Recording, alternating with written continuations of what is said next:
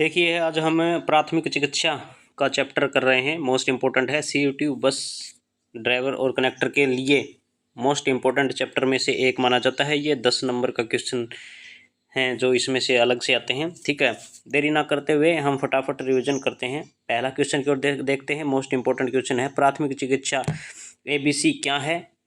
प्राथमिक चिकित्सा ABC ऐसे मुंडा मिलेगा। वैसे तो इसका नाम है DRABC। ठीक है, पूरा नाम देखें तो DRABC इस विधि का नाम, इसका नाम बोला जाता है। लगभग आपको ABC के नाम से क्वेश्चन पूछा जाता है तो एयरवे ब्रेथिंग सर्कुलेशन, वायु मार्ग श्वास परिसंचरण। ठीक है, ये आप देख लेना, ये मोस्ट इंपॉर्टेंट क्वेश्चन है। सबसे इंपॉर्टेंट क्वेश्चन में से एक गिना जाता है ये। ABC पूछेगा आपको हिंदी में या इंग्लिश में आए तो देख लेना एयरवे ब्रेथिंग सर्कुलेशन। ठीक है, वायु मार्ग श्वास और परिसंचरण। ठीक है, क्वेश्चन नंबर 1 था। दूसरा देखते हैं, क्वेश्चन नंबर 2 क्या कहता है। विश्व के सबसे बड़े प्राथमिक चिकित्सा प्रदाताओं में से एक है। विश्व के सबसे बड़े प्राथमिक चिकित्सा प्रदाताओं में से एक है। देखिए आपको पता होगा क्वेश्चन का आंसर जरूर। WHO, UNESCO, red cross, UNICEF. ठीक है, तो प्राथमिक चिकित्सा किसके अंडर आती है? रेड क्रॉस आपने देखा होगा। रेड क्रॉस आपने ड्राइविंग लाइसेंस, कनेक्टर लाइसेंस के लिए आप गए होंगे फीस कटवाने के लिए, वहाँ पे आपको क्लासेस लिखती होंगी। रेड क्रॉस सोसाइटी जिसे आप बोला जाता है वही है। ये स्लाइड ऊपर नीचे हो रही है। ठीक है, इसको थोड़ा ध्यान कम दीजिए, क्वेश्चन की तरफ ध्यान दीजिए। CPR का फुल फॉर्म क्या है? इंपॉर्टेंट क्वेश्चन है CPR। ठीक है, CPR क्या है? CPR cardio pressure rate. पहला है कार्डियो प्रेशर रेट, दूसरा है कार्डियो पल्मोनरी रिसेंटेशन, तीसरा है कार्डियो प्लोमेनरी रेसिटिंग, अगला है कार्डियो प्रेशर रिसस्टेशन। अजीब अजीब से अलग से नाम है। इसका आंसर होगा अपना आंसर नंबर B। कौन सा होगा? B नंबर होगा, कार्डियो प्लोमोनरी रिसस्टेशन। ठीक है, ये देख लेना। इसे बोला जाता है CPR, जिसे एक दूसरे हाथ पे रख के वो चेस्ट को दबाया जाता है, वही CPR है, सांस लेने की प्रॉब्लम से। अगला है पेसमेकर संबंधित है। पेसमेकर आपको पता है जो फर्स्ट एड है उसमें हमारे जो बेसिक साइंस के क्वेश्चन है वो भी इन्वॉल्व होते हैं। ठीक है, ये आप जरूर से पढ़ लेना। जो बेसिक हमारा साइंस है वो प्राथमिक शिक्षा के ही अंदर, इसके अंदर कुछ चैप्टर इंक्लूड होते हैं। ठीक है, पेसमेकर क्या है तो हृदय से संबंधित है पेसमेकर, आपको पता होगा। अगला है क्वेश्चन, देखते हैं। घाव साफ करने के लिए एंटीबैक्टीरियल लोशन है। ठीक है, एंटीबैक्टीरियल लोशन क्या है घाव साफ करने के लिए? पहला है डेटॉल, दूसरा है हाइड्रोजन पेरोक्साइड, फिर है सेवलोन। ठीक है, आपने सुना होगा डेटॉल के बारे में आपने सुना होगा भाई, घाव हो जाता है उसको धोते हैं तो डेटॉल का प्रयोग होता है। सेवलोन भी सुना होगा, सेवलोन ये अलग नाम है। ठीक है, हाइड्रोजन पेरोक्साइड। ठीक है, ये भी काम आता है। तो इसके चारों ही ऑप्शन सही हैं। ठीक है, इसका चारों ही सही हैं, इसका हो जाएगा D। अगला देखते हैं क्वेश्चन, निम्न में से प्राथमिक चिकित्सा के उद्देश्य नहीं है। कौन सा उद्देश्य प्राथमिक चिकित्सा नहीं है? पहला घायल व्यक्ति की जान बचाना, अगला है डॉक्टर के आने का इंतजार करना, अगला है बिगड़ती हालत से बाहर निकलना, अगला है तबीयत के सुधार में बढ़ावा देना। ठीक है, तो कौन सा उद्देश्य नहीं है? घायल व्यक्ति के जान बचाना ये तो उद्देश्य है। डॉक्टर के आने का इंतजार करना ये नहीं है। ठीक है, ये नहीं है, डॉक्टर के आने का इंतजार नहीं किया जाता। ठीक है, ये गलत रहेगा, तो गलत के हिसाब से हमारा उत्तर यही रहेगा सही। ठीक है, अगला क्वेश्चन देखते हैं। प्राथमिक चिकित्सा निम्नलिखित में किस अवस्था में दी जाती है? खून बहता हो, हड्डी टूटना, दम घुटना, उपरोक्त सभी। तो उपरोक्त सभी। ठीक है, ये सभी क्रियाएं हो सकती हैं प्राथमिक चिकित्सा में। अगला है लाल रक्त कणिकाओं का उत्पादन कहाँ होता है? लाल रक्त सुना होगा आपने, WBC, RBC। ठीक है, क्या है? RBC, जिनका जीवन काल 120 दिन होता है। मोस्ट इम्पोर्टेंट है। लिम्फोसाइट इन्हें कहा जाता है।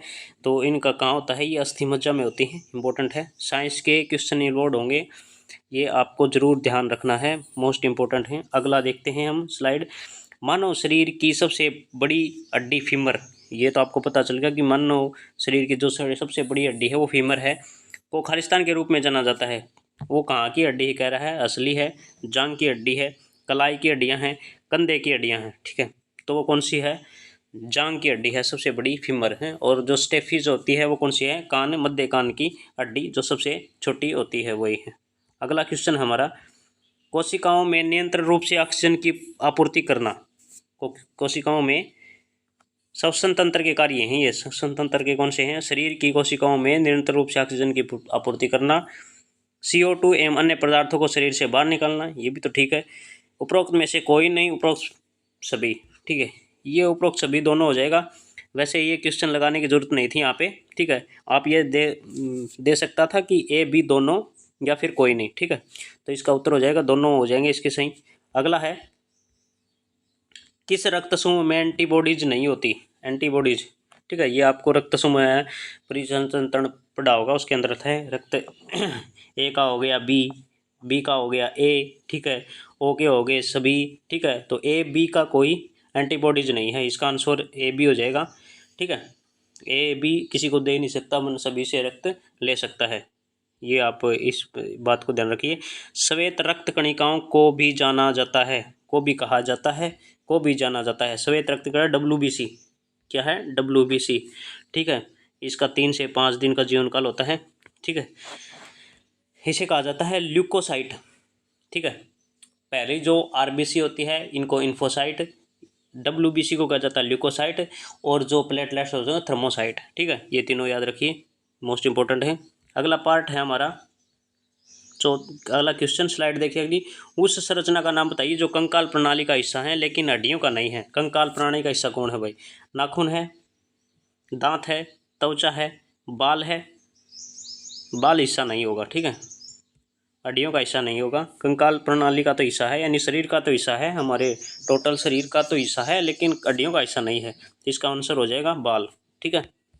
अगला देखते हैं, प्राथमिक चिकित्सा के संदर्भ में जलने को कितने भागों में विभाजित किया जाता है, प्राथमिक चिकित्सा के संदर्भ में जलने को कितने भागों में विभाजित किया जाता है, हल्की जलन, मुख्य जलन, गंभीर जलन, ठीक है, first degree brain, second degree brain और थर्ड डिग्री ब्रेन, विकल्प ए और बी, ठीक है, तो ये दोनों ही सही होंगे, ठीक है, हल्की जलन भी हो सकती है, मध्यम जलन, गंभीर जलन भी हो सकती है, मेरे ख्याल से दोनों ही सही हैं, फर्स्ट डिग्री ब्रेन और सेकंड डिग्री ब्रेन और थर्ड डिग्री ब्रेन, ठीक है, तो दोनों ही सही होंगे।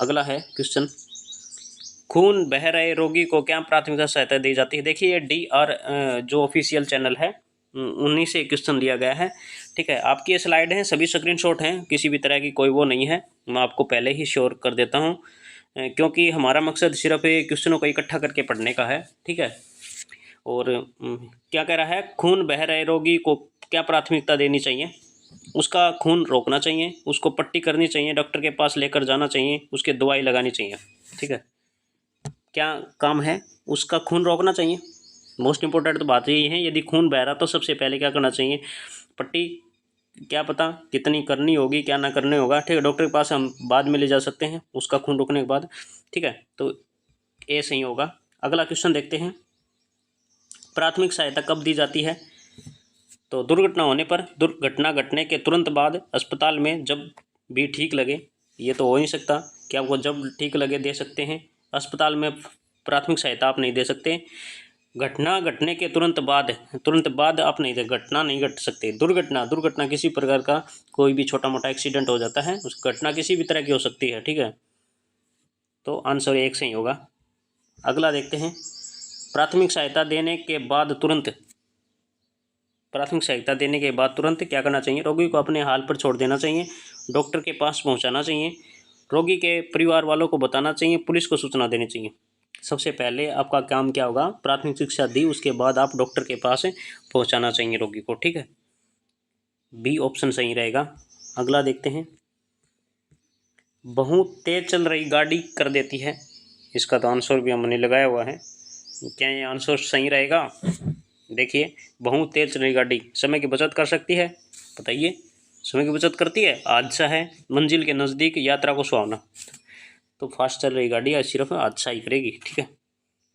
अगला है, अगर रोगी या जख्मी एक से अधिक हो तो सबसे पहले गंभीर रोगी का इलाज करें, सबका इकट्ठा इलाज करें, किसी का इलाज न करें, सबको हौसला देते रहें, तो सबसे पहले गंभीर रोगी का इलाज करें, ठीक है।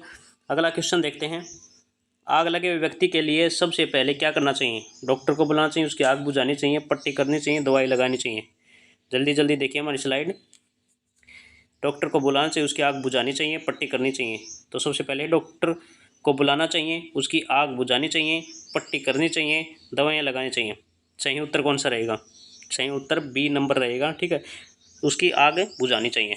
ठीक है, अगला क्वेश्चन देखते हैं। ये क्वेश्चन थे हमारे यहाँ कंप्लीट हुए। 20 क्वेश्चन इसके अंदर स्लाइड के लिए थे। मोस्ट इंपॉर्टेंट और छाट छाट के हम इसके क्वेश्चन लेते आएंगे। इसे हम 10-12 जो हमारे पेपर एग्जाम के दिन बचे हुए हैं उसमें हम प्रैक्टिस करते रहेंगे। धन्यवाद। आपको वीडियो पसंद आई होगी तो